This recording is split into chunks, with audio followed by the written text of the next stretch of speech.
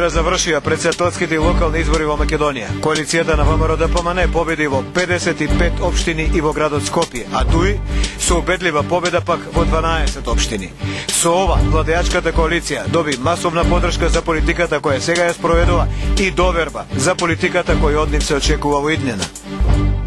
Професорот Горѓе Иванов е нов претседател на Република Македонија, со дупло повеќе освоени гласови го победи кандидатот на СДСМ Фрчковски. Иванов е прв македонски претседател избран без полнење кутии, без меѓупартиски уцени и пазарења, без насилства, на избори кои не се спорни за никого. Набљудувачите и дипломатите задоволни од изборниот процес во Република Македонија, со забелешка за одредени пропусти. Уште еднаш побарано да се изврши ревизија на избирачкиот список кој содржи преголем број гласачи, а цензусот за вториот круг избори да се укине. Голем земјотрес во Италија, во близина на Рим. Во земјотресот загинаа 4 македонски граѓани. Нова пресуда за дела од коруптивен карактер. Поранешниот директор на Агенцијата за развој Васил Тупурковски е осуден на 3 години затвор заради проневера на дел од тајванските кредити. Пресудата вели дека осудените треба да вратат над 2 милиони евра. Американскиот претседател Обама ја посети Турција. Како еден од најважните американски партнери во светот, Обама има намера Турција да биде мост за подобрување на позициите на САД во исламскиот свет. По рекламите следува Дневникот. Дневник.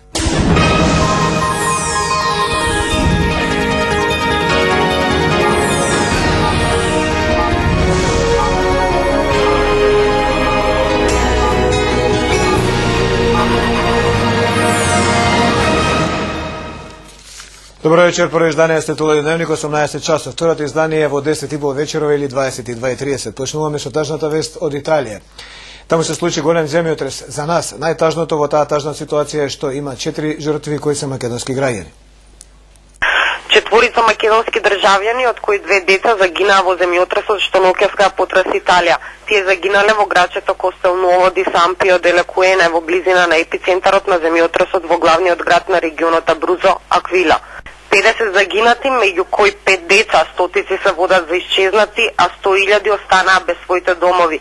Ова се податоците што досега ги објави италијанските институции за земјотресот кој е прогласен за најсилен во Италија во последните 10 години.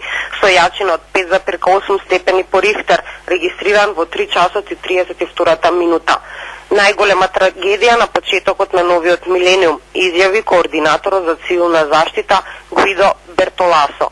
Во градот Аквила, оддалечен само 100 километри од Рим, срушени се илјадници куќи, домови, згради, меѓу кои студентскиот дом, голем број цркви. Бројката на повредени и загинати постојано расте, соопшти службата за цивилна безбедност.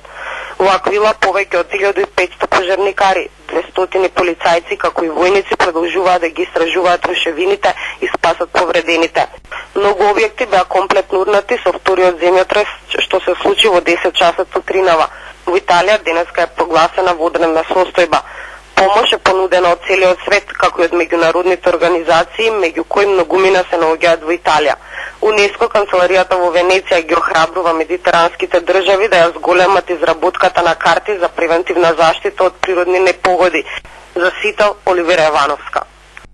Тоа беше извештајот на долгогодишниот новинар на Сител телевизија Оливера Јовановска, кој сега живи и работи во Италија како експерт во УНЕСКО.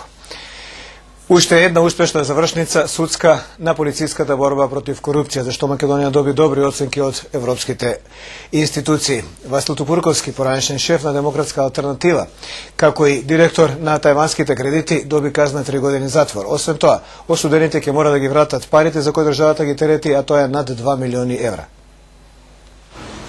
Судот обвинети од Васил Тупурковски во гласува без обвинување му одреди казна затвор во трајање од 3 години, значи за тоа кривично дело, а на обвинетиот Јован Андонов казна затвор во трајање од 2 години. Вака судот го затвори досието тајвански кредити. Освен затворската казна за Васил Тупурковски и Јован Андонов Реган, нареди и враќање на парите. Поранишниот директор на Агенцијата за обнова и развој и неговиот заменик ќе треба да вратат речиси 2,5 милиони евра. Обвинителството е задоволно од пресудата.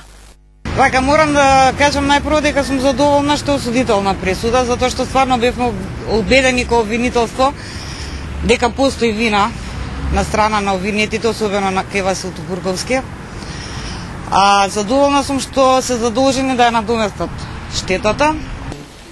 Пресудата беше прочитана во полупразна судница во Скопска единица. Ни Тупурковски, ни Андонов, ни нивните бранители не дојдоа да ја чујат.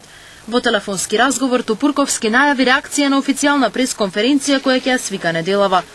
Тупурковски беше обвинет за злоупотреба на службената положба како директор на Агенцијата за обнова и развој, а Андонов како негов заменик. Во 99-та потпишал штетни договори со 8 фирми, на кои како кредит им одобрил $3 милиони без гаранција. Парите не биле вратени. Тупурковски во процесот тврдеше дека никој не претрпел штета од тајванскиот кредит, дека работел во соработка со владата, потврди и тогашниот премиер Љупчо Ѓорѓиевски, кој како сведок во судот го бранеше својот поранешен коалиционен партнер.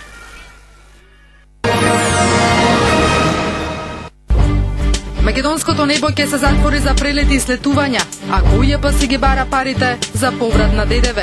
Реагира синдикатот на контролорите за летање. Антикорупцијската и финансиската полиција да проверат како за една година Ингра го доведе до стечај Маврово. Барат вработените кои немаат ни работа ни пари.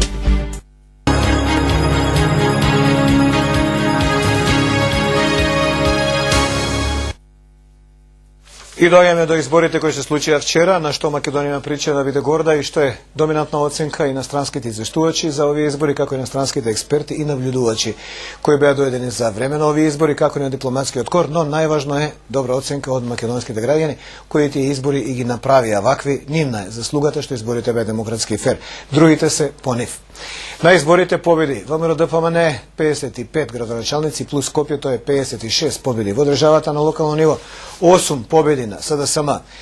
Од друга страна, на албанскиот дел од македонските граѓани, каде што се обраќаат партиите, убедлива победа на Демократската унија за интеграција на Али Ахмети 12 градоначалници. Еден градоначалник освои ДПА на Тачи и еден градоначалник освои новата партија Демократија ЕР на бившиот министер за здравство Имер Салмани. Тоа се фактите, тоа се резултатите од избори, освен што ќе останат запаметени повеќе, останат запаметени дека добивме председател кој не е спорен за никого. Нема полнење кутии, нема тепачки, нема коалициони договори каде што се испорачува нешто за што никој не знае, а потоа ќе го видиме. Едноставно, Ѓорѓе Иванов ќе има таа чест во наредните 5 години да биде чист председател, подржан од сите, никој не може да го спори неговиот мандат, тоа се нормално ако не сака да има политички игри. Но тоа е веќе подземниот дел од политиката и не е предмет на овој ТВ дневник.